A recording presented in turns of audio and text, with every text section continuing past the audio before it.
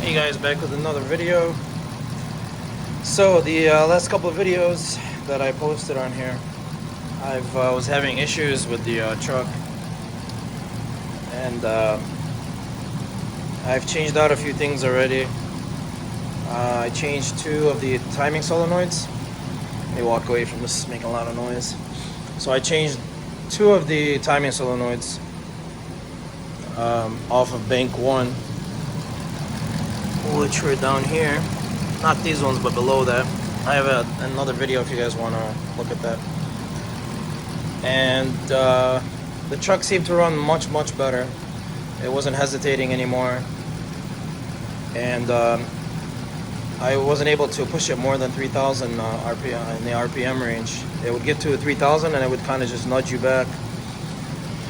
So I changed all those, and the truck was running great.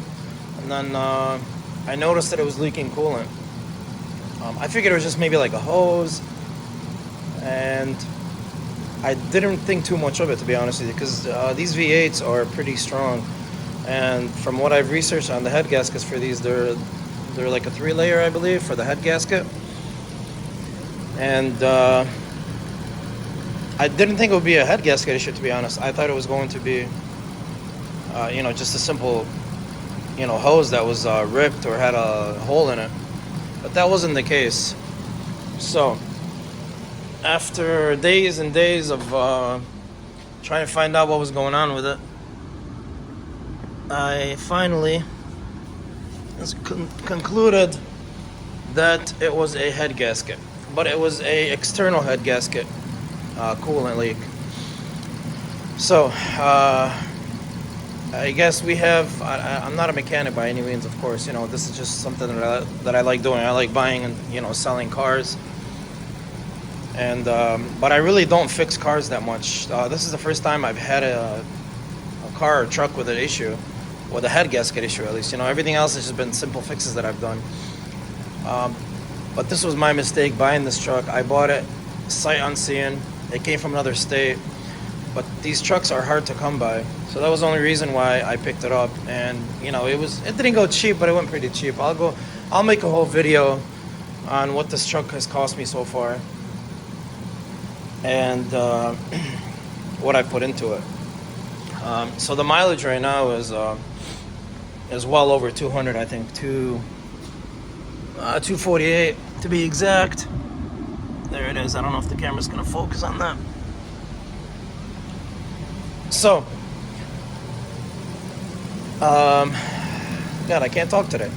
Anyways, long story short, I wanted to be 100% sure before I used. Before that, I didn't want to, fix the gasket. It's way too pricey. I mean, a used motor is $3,000-$4,000 for these on eBay. Junkyards maybe are a little bit cheaper, but it just wasn't worth it. The truck already has high miles on it. The most you can sell this truck for is maybe $7,000-$8,000, and that's if it's running in a great shape. The overall condition is pretty good. It's not bad. Everything works in the truck. There's nothing really else wrong with it. It just needed some proper maintenance. I believe at one point the previous owner must have neglected this engine a lot, because the oil was dirty when I got it. It was running really rough. I mean, even the air filters are extremely dirty. I did order some new ones, but they obviously came the wrong size. Even though I put in the fx50, they sent me the wrong ones off Amazon, so I'm gonna have to return those and pick up a different one. Anyways, back to the head gasket. So the head gasket issue is just not worth fixing. I'd rather just, if all else fails, and if I wanted to keep the truck, I would just drop in another engine. But I didn't want to do that. I just don't want to drop that much money into an engine right now. And if the truck had lower miles on it, of course it would be something that I would consider, definitely. But there is no point of doing a head gasket repair unless the car had very low miles on it, which in this case it's not. But everyone has their own opinion. So I have a friend who had a Chrysler 300, and he had a head gasket issue, but he had actually a crack in the engine somewhere on the side. I don't remember where exactly. But it was so severe that he told me as soon as they pour water in there, it would just leak all out. So the car was overheating. So he tried this stuff right here, which is the Blue Devil. This is a head gasket sealer. It's supposed to be #1 in the country. Permanent repair, guaranteed. The reason why I also went with this is this is more of a liquid. All the other ones that I looked at, I also picked up another one. And I seen this on YouTube. But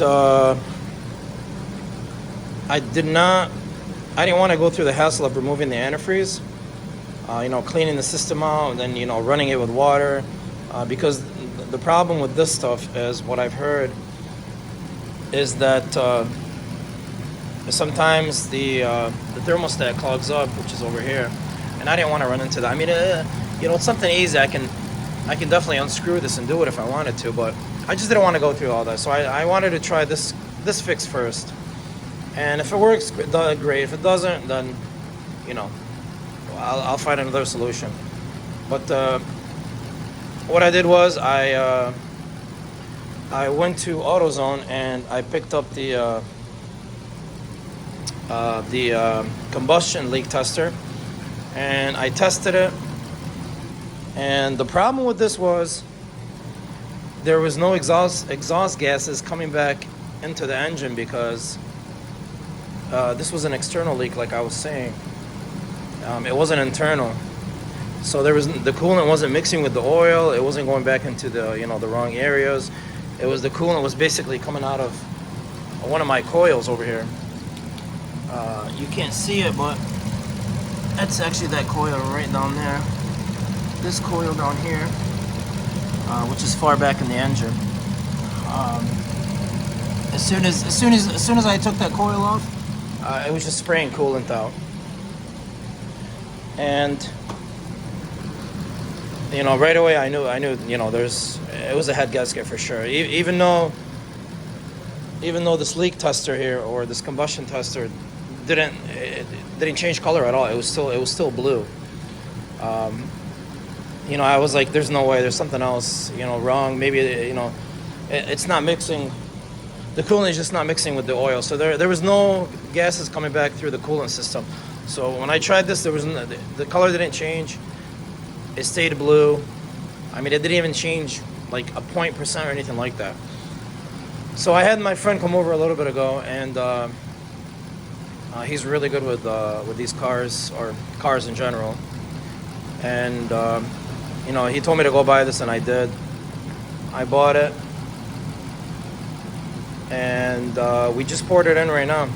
So the FX doesn't. Again, this is a 2009 FX50. I just need to check the level. Make sure it's not overheating or anything. Okay, we're good. I want to keep my eye on it because this is a pretty big engine. Don't want any overheating issues, especially the stuff that I just put in. So there's no radiator cap. I mean, this is where we emptied it out. Unscrewed this, poured half in there while the engine was cold. And honestly, I don't think it needs to be extremely cold. It just needs to be. It can't be operating temperature. The gauge can't show, that it's in the middle or anything. It's got to be below that, way below that. If you turn it on for like 2 minutes or something, and you turn it back off, just make sure you wait at least 5-10 minutes in between there. But if the car has been on and you just came back from a trip or something, you're out, and of course the car is going to be at operating temperature, I suggest you leave it at least for an hour and a half for it to cool down completely. So that's what I did anyways. I let it cool back down. It was just a little bit tiny hot still, but we couldn't wait. We wanted to do it. He had to go. He couldn't stay any longer than he was already here with me for a couple hours. So unscrewed this, poured half of it in there, and turned the truck on, added some antifreeze, closed it up, and then I let it cycle for a few minutes, and then we noticed I unscrewed this back open, and then we poured the rest of this back in there. So this took the whole bottle. The reason why I put this whole bottle was because it says that it's made for 4 and 6 cylinders. This is an 8-cylinder FX50. So I think if you have a 4-cylinder, you might want to use half of this For a 6-cylinder, probably the entire thing, which I'm thinking I'm probably gonna need another one of these, maybe like another half. I don't think there's enough in there. Even I don't see any leaks right now, but you just never know. So I'm gonna wait a couple days after everything and check it, and then I'm gonna put another half bottle in there if I see any issues still. So then it's been idling right now for probably about I want to say a good 40 minutes almost. So far no issues, and I'm just gonna check. I don't see anything coming out of the side of the coil yet. Looks like it sealed it, honestly. See all the coolant here that was spraying?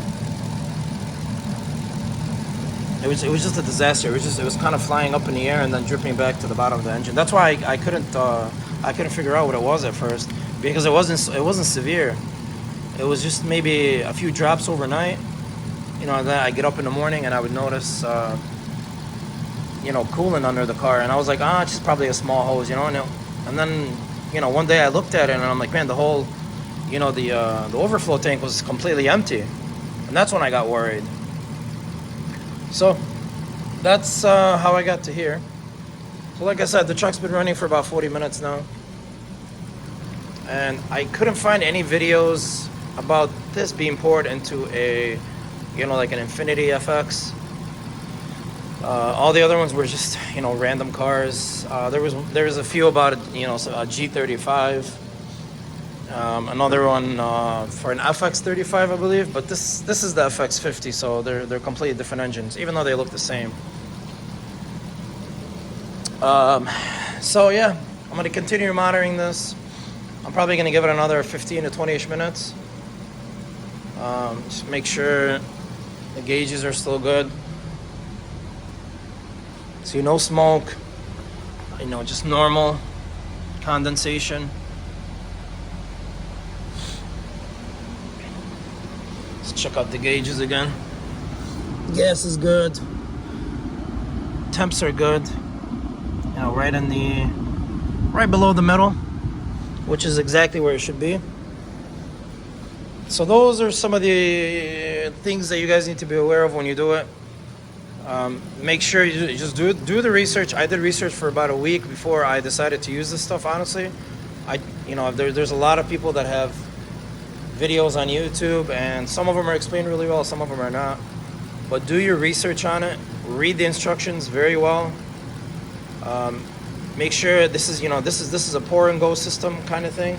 You basically pour it in there and you just let it idle, and then you top it off with antifreeze. But this stuff is a little bit different. This one says only add to radiator after removing antifreeze, so you need to remove the antifreeze if you were to use something like this, okay? Or else, I believe it'll clog the thermostat, and then you're gonna have bigger issues than what you started with, and you don't want anything like that. You're trying to save your engine as much as you can. Now I know this fix might work for a few days, might work for a couple hours. I don't know. I'm gonna update it weekly and show you guys the progress of it. That's it for today, I guess. Let it idle for a little bit more, and I'm gonna make another video in a few days and see how it's going, and I'll update you guys if there's any more leaks. If I notice maybe a small leak, I'm gonna go ahead and buy another bottle of it, and then put half the bottle inside of there, and hopefully that seals it completely. If you guys have any questions, just drop them down in the comments, and I will try to answer them as much as I can. All right, I'll see you guys later.